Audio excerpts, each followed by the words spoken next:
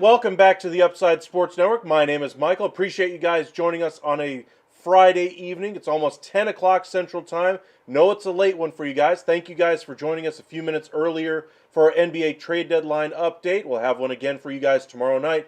But our weekday evening update anyway for the MLB hot stove season is back.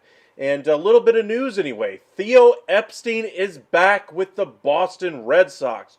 Twins just made the signing of Carlos Santana, 1 year, $5.25 million. The Mets added a reliever, Jake Diekman, to their bullpen. We've had a trade today. The Giants added Ross Stripling from the San Francisco Giants. They add to their starting stable there. Stripling and Wood were both on that staff a year ago. They'll look to kind of continue the success that they had in the Oakland area there. Hopefully they can be traded at some point and move on to more successful teams. I'm sure that's what they are hoping for. I don't think any veteran in Major League Baseball right now wants to be a part of the Oakland A's, at least until they start getting to Las Vegas and start contending again. It's been an ugly few years there in Oakland. Then, of course, the Texas Rangers finally had some positive news as far as their TV contract. That goes for the Minnesota Twins and Cleveland Guardians. Sounds like there has been some resolution between Bally, Diamond Sports Group, and the like to be able to get them back on the airwaves once again. Resolve some of the money issues that they have at least through 2024. Sounds like the Rangers, who are due to be owed $110 million for the upcoming season for their TV rights. That money will be slashed a little bit. It'll go down to 90, but then there's no resolution for 2025 and beyond. So we'll see if the judge actually accepts this resolution. And if they do get this one done, what does it mean for Jordan Montgomery? But let's start at the top with Theo Epstein. If you guys are new here, make sure you guys hit that like and subscribe on the video. Follow us over on X at UpsideSN and on Facebook, Upside Sports Network. But Theo Epstein, the architect of the team that broke the curse there in Boston all those years ago, is back in a Boston Red Sox front office. He helps join that front office group, the ownership group, really. And he's going to be one of the guys making some of the calls there. If you guys think that whoever they have as their GM, whoever they have as their manager is going to be pulling the strings, you're kidding yourself now that Theo Epstein is back with the Red Sox. I'm sure they're going to have a lot of brain trust, circling the wagons kind of conversations. But when Theo Epstein says, you have a really great idea, but I have a different one. Which idea do you think they're going to go with? Just saying. Theo Epstein is the guy that was able to end the curse in Boston, and things haven't exactly gone swimmingly since he left. Every time they win, they're great. Every time they're anything else other than a World Series champion type of team, they're absolute garbage. I mean, we're talking about a team that finishes in the cellar of that division. I understand it's a very tough AL East. I understand that they have Rafi Devers. I understand that they had other talent like Chris Sale and Xander Bogaerts, among others. Ultimately, they just weren't able to do enough to be able to stay competitive in those years when things didn't exactly break their perfect way and get them all the way to the World Series. Now, it's been a minute since the Red Sox could be considered a contending team in the American League. They're still a very capable team, sure. They're capable of beating anybody on any given day. That's just the nature of a 162-game schedule. But what exactly do you have to work with in that starting rotation? That bullpen has a lot of pricey options out there. They just offloaded one big-time contract in Chris Sale. I would argue that they need to offload a couple more. They still need to add at least a couple starters this offseason. I would not be surprised if they got one-year type of offers out there to guys like Mike Clevenger, among others. But it sounds like they're not willing to bring in other big-ticket items like Blake Snell or Jordan Montgomery, guys who could easily frontline that rotation. They're going to go with Bayo as pretty much their opening day starter and just go with a bag of balls, I guess, for the 2 through 5 spots. It's a very difficult spot right now if you're a Boston Red Sox fan, but at least you get Theo Epstein back to hopefully get this thing going in the right direction. Now, what exactly is that direction? We will find out once we get to spring training. I'm sure he'll be part of the press conferences there, even with the GM already being hired there, even with a manager already in place. It's going to be everybody wanting to talk to Theo. What's your plan for the club? What's the direction you are going to take this club down? And I'm sure he's going to say, defer to those guys. They're the ones there every day doing the work, all those kinds of things. But again, like I said, to lead off this video, if you're the front office, if you're an owner for that team, who are you going to look at? If Theo Epstein has a different opinion than your GM, which decision are you going to go with? Is he going to undermine the decisions or supersede the decisions of the current brain trust there in Boston? We shall see. Like I said, he was the guy that helped end the curse there. He was the guy that acquired all the talent to be able to get it done. He's the guy that developed multiple GMs that are still going today at multiple other spots. Hazen, Sherrington, among others. There's a bunch of guys that are in that ilk that are from Theo Epstein's tree, if you will. And at least he's back in Boston. That's all I'll say. He's no longer in the commissioner's office. He's no longer working, for the Cubs. He's with the Boston Red Sox like it should be. And hopefully he stays there for the foreseeable future. Now, for the Minnesota Twins, let's go ahead and pull up our screen here. Minnesota Twins are going to add to this roster a little bit. They're using some of the money that they saved in that Jorge Polanco trade to bring in Carlos Santana, a good veteran type of hitter, give them a more professional at bat. The issue that they had last year was all the strikeouts there with that roster. My goodness, they needed to cut those down. Carlos Santana should help out with that. One guy I would like to see them bring back is Donovan Solano as well. Maybe they're going to give 5 here to Santana, maybe 5 to Solano, and then just go with that from there. But they're also looking at some of the starting pitchers out there. There was some headlines out there that said, hey, maybe they could dip the toe in the Jordan Montgomery market. We shall see. But with the resolution that we'll touch on once again with the Bally Sports and the Diamond Sports Group anyway, might actually give some resolution there to Texas as to if they're going to bring him back or if they just say, Jordan, we just want to go with the younger guys and see where we're at in a year, but we can't do anything long term. If the Rangers say that, I think Jordan Montgomery is probably gone. And then all these other teams that are waiting for some starting pitchers, the New York Yankees need to add another starter right now, can go ahead and try to bring in Jordan Montgomery. But Twins get the job done here. They bring in some talent there to add to their offense and hopefully cut down on those strikeout numbers in Carlos Santana. Now, the New York Mets already have a pretty good bullpen. They added Adam Ottavino already. They're going to get Edwin Diaz back in that bullpen as well. Now they add Jake Diekman to the back end of that bullpen, gives them another lefty option out of the pen. Really like what they're doing. A lot of veterans there that they can either trade at the deadline if things are not going well, or if things are going well, they can stabilize things for a younger team that they're going to be playing with this year. I'm sure they're going to be bringing up a lot of young guys, especially once the calendar turns to July, August, and September. I don't necessarily think they're going to be competing for the division. I don't think they're going to be competing for a wild card. I think they're going to offload a lot of talent at the trade deadline and then go full bore, spend and spend and spend next offseason.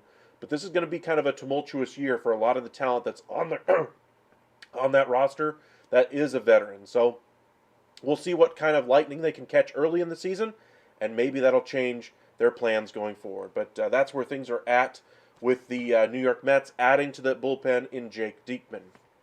Now, we mentioned the trade with the San Francisco Giants and the Oakland A's. They are still the Oakland A's. The A's already added Alex Wood. Now they get Ross Stripling as well.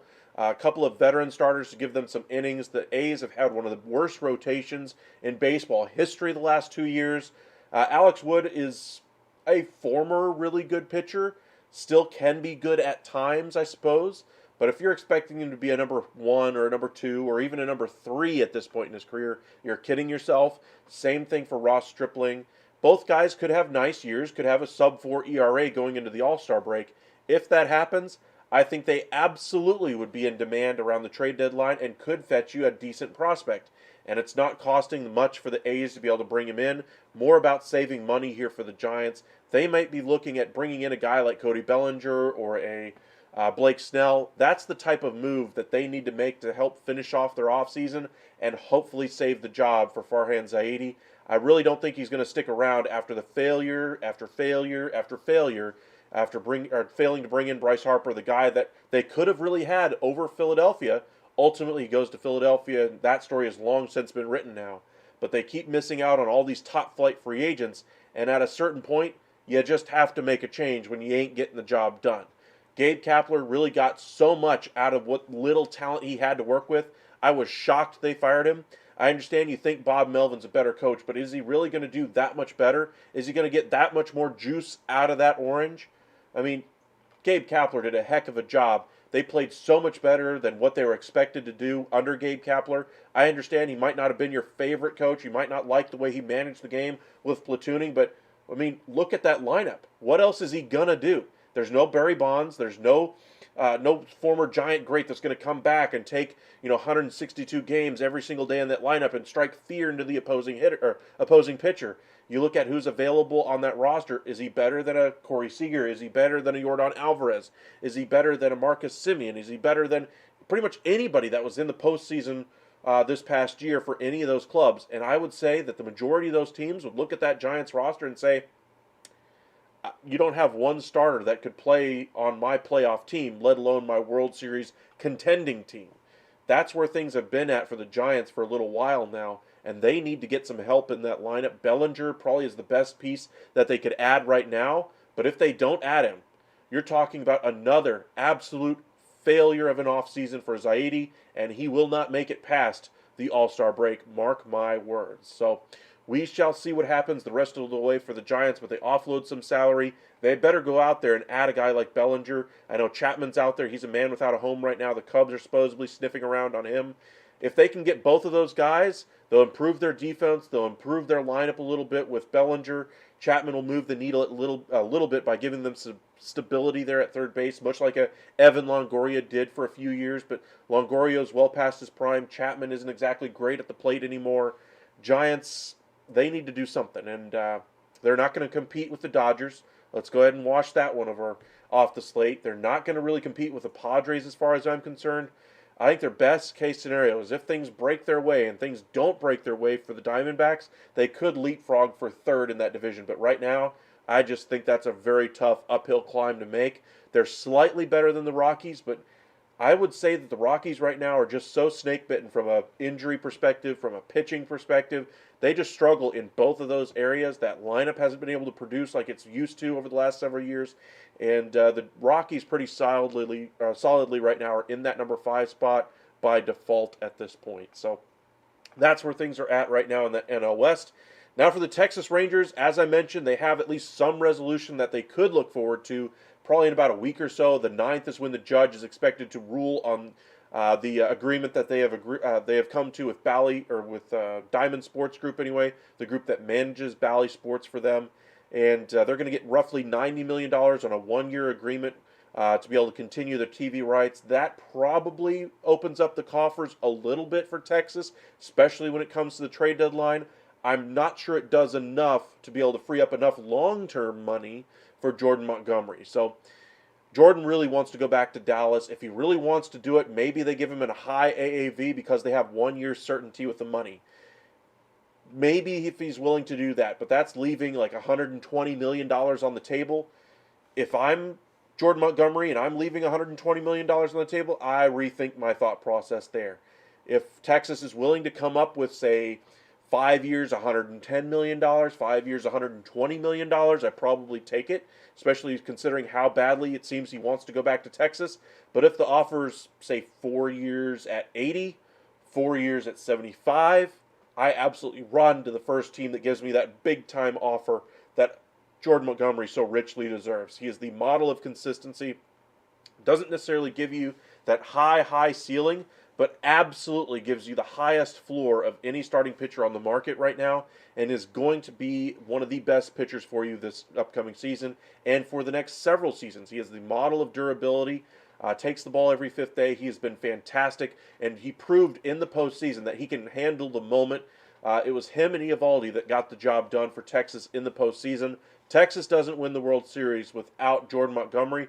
Who would have thought that at the trade deadline? They make the trade for Max Scherzer. Everybody thinks Max Scherzer's the guy that's going to help them, if they're going to get that far.